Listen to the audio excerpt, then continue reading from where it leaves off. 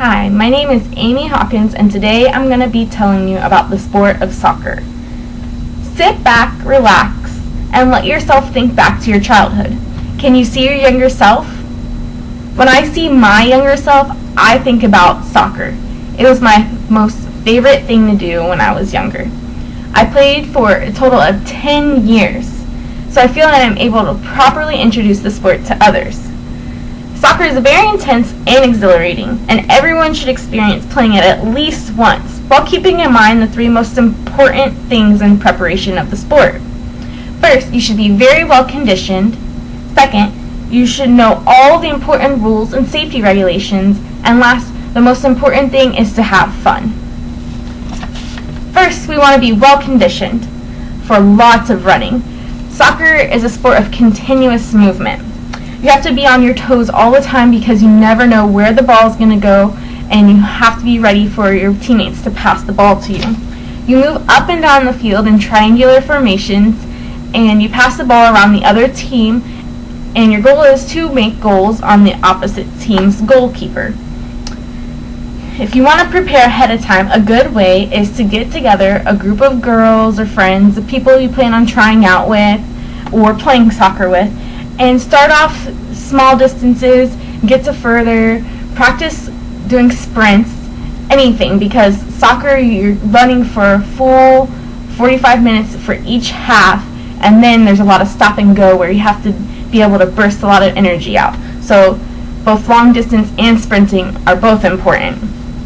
Once your body is physically ready, you're ready to approach the next step, which is knowing all the rules and safety regulations. Wearing the proper attire is very important. You shouldn't wear any jewelry such as earrings, necklaces, or rings because they can be hazardous to you and others. A necklace may choke you. Earrings, if they get hit with the ball, may puncture your neck on the back side. So it's important to not wear these when playing. Also, you should wear shin guards to protect your shins. I once got kicked on the shin and I had a bruise for 2 weeks, and it was very painful. And that's with wearing the shin guards, so you want to make sure you protect that area. And as for cleats, you want to wear ones with plastic spokes. You don't want to have metal ones, because if you're running or someone else is running and they're wearing metal ones, they can actually step on top of your foot, which happens a lot in soccer, and it could puncture through your skin, which would be very painful. Some rules and regulations are, you should know there's no shoving, pushing, tripping, side tackling, which is where you slide in for the ball. If you do any of these things, you can get kicked out of the game by receiving 2 yellow cards, which are more minor penalties, and then a red card immediately ejects you from the game, if not more than 1 game. And this actually happened to someone once while I was playing for inappropriate language, so you want to stay away from that. And also, I was on a breakaway one time, and someone from the opposing team slide tackled me from behind. And you're allowed to do it from in front because the player can see you, but from behind, it's dangerous. And in this case, she actually did it while we were playing in the rain and mud, and she actually broke my leg. So that is definitely against the rules. Now that you're in great shape and you know the rules and the safety regulations, you're ready for the most important part of all. And that is to make sure you just have fun. If you're not getting along with teammates, it can put a huge damper on the day. I actually played both co-ed soccer and soccer at school, and playing all girls at school was a little more catty sometimes.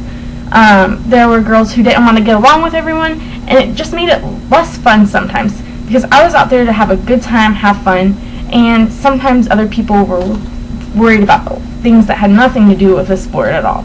So you want to stay away from that. And secondly, you want to have good sportsmanship. You want to be respectful to your opposing team, because you wouldn't want them to be rude to you and say things that are hurtful.